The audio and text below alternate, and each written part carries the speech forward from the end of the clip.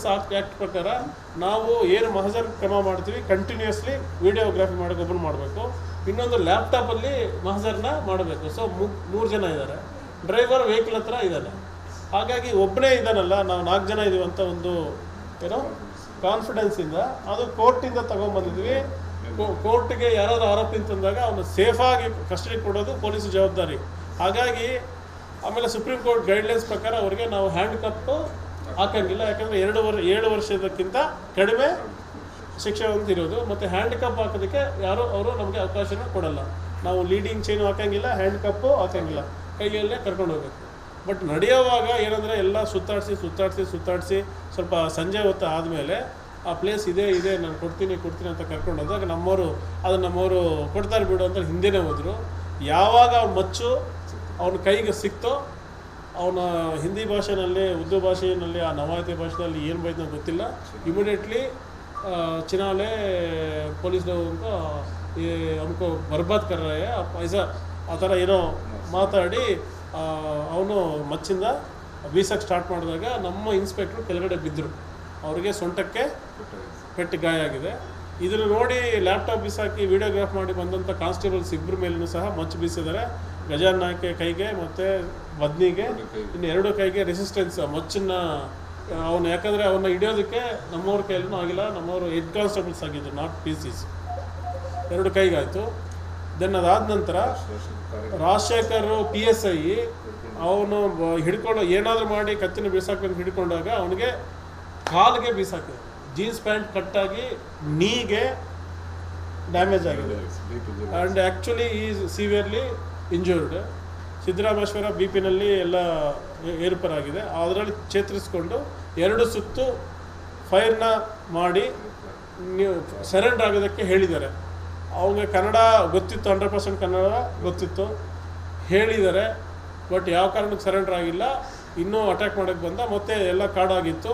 ಪೊಲೀಸರು ಸಹ ಎಲ್ಲ ಗಾಯಗಳಾಗಿದ್ದರೆ ನಮ್ಮ ಹತ್ರನೂ ಅಷ್ಟು ಶಕ್ತಿನೂ ಅವ್ನು ಹಿಡಿಯೋಕ್ಕಾಗಿರಲಿಲ್ಲ. ಆ್ಯಂಡ್ ಪಂಚರು ಆ ಸಮಯದಲ್ಲಿದ್ದರು, ಅವರು ಎಲ್ಲ ನೋಡ್ತಾಯಿದ್ರು. ಬಟ್ ಎಲ್ಲ ಕಾಡಲ್ಲಿ ಓಡಾಡ್ತಂಥ ಸಂದರ್ಭದಲ್ಲಿ ಅವನು ವೆಪನ್ನ ಹಾಕಿಲ್ಲ. ಎಷ್ಟು ಸತಿ ಹಾಕಿಲ್ಲ, ಆ ಕಾರಣಕ್ಕೆ ಏರ್ ಫೈಲ್ ಮಾಡ್ತು. ಕೊನೆಗೆ ವಿಧಿ ಇಲ್ಲದ ಪರಿಸ್ಥಿತಿಯಲ್ಲಿ ಆತ್ಮರಕ್ಷಣೆಗೋಸ್ಕರ ಇನ್ಸ್ಪೆಕ್ಟರ್ ಸಿದ್ದರಾಮೇಶ್ವರ್ ಅವರು ಕಾಲಿಗೆ ಗುಂಡನ್ನು ಹಾಯಿಸಿದ್ದಾರೆ. ಇದು ಮೊದಲನೇ ಪ್ರಕರಣ ಉತ್ತರ ಕನ್ನಡ ಜಿಲ್ಲೆಯಲ್ಲಿ.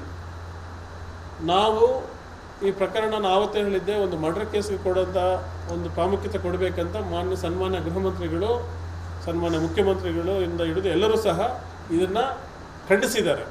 ಮತ್ತು ಎಲ್ಲ ಸಂಘಗಳು ಖಂಡಿಸಿದ್ದಾರೆ, ಇರ್ರೆಸ್ಪೆಕ್ಟಿವ್ ಆಫ್ ಹಿಂದೂ ಮುಸ್ಲಿಂ ಎಲ್ಲ.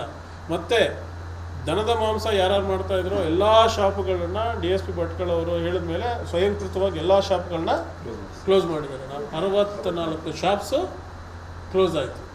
ಅದಾದ ನಂತರ ಮಸೀದಿಗಳಲ್ಲಿ ನಿರ್ಣಯ ಮಾಡಿಕೊಂಡು ಈ ಥರ ಯಾರು ಕಳ್ತನ ಮಾಡಿದ್ದಾರೆ ಅವ್ರನ್ನ ನಮ್ಮ ಮಸೀದಿಯಿಂದ ಬಹಿಷ್ಕಾರ ಮಾಡಬೇಕಂತ ಹೇಳಿ ತಂಜೀಮಲ್ಲಿ ನಿರ್ಧಾರ ಮಾಡಿಕೊಂಡ್ರು. ಇದು ಒಂದು ಸ್ವಾಗತಾರ್ಹ ಅಂತ ಒಂದು ಬೆಳವಣಿಗೆ. ಮೂರನೇದು, ಇದನ್ನು ಯಾವ ಕಾರಣಕ್ಕೂ ಕಮ್ಯುನಲ್ ಅಥವಾ ಇನ್ನೊಂದು ಮಾಡೋಕ್ಕೆ ಒಂದು ಕಮ್ಯುನಿಟಿಗೆ ಕಟ್ಟೋಕೆ ನೋಡಿದ್ರು. ಬಟ್ ಈ ಪ್ರಕರಣದಲ್ಲಿ ಟ್ವಿಸ್ಟ್ ಸಿಕ್ಕಿದ ಮೇಲೆ ಅದನ್ನು ನಾವು ಕನ್ಫರ್ಮ್ ಮಾಡಬೇಕಾಗಿದೆ. ನಮಗೆ ವಾಸೀಮ್ ಮತ್ತು ಮುಜಾಮಿಲ್ ಸಿಗೋ ಗಂಟ ಅದು ನಮಗೆ ಕನ್ಫರ್ಮ್ ಆಗೋದಿಲ್ಲ. ಬಟ್ ಇದು ಪ್ರಾಥಮಿಕ ವಿಚಾರಣೆ ತನಿಖಾ ಹಂತದಲ್ಲಿದೆ.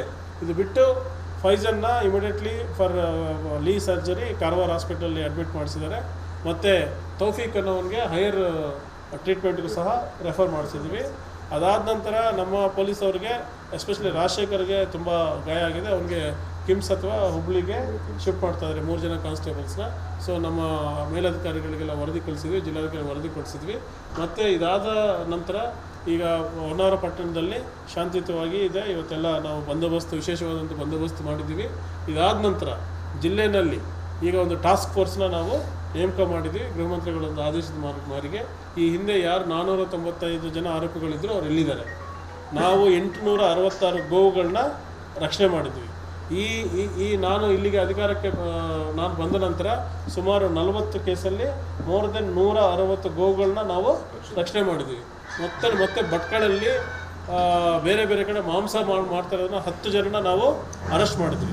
ಇದಾದ ನಂತರ ಅದೇ ಊರಲ್ಲಿ ತಿರ್ಗಾ 4 FIRಗಳು ಬಂತು ಬೇರೆಯವ್ರ ಮೇಲೆ.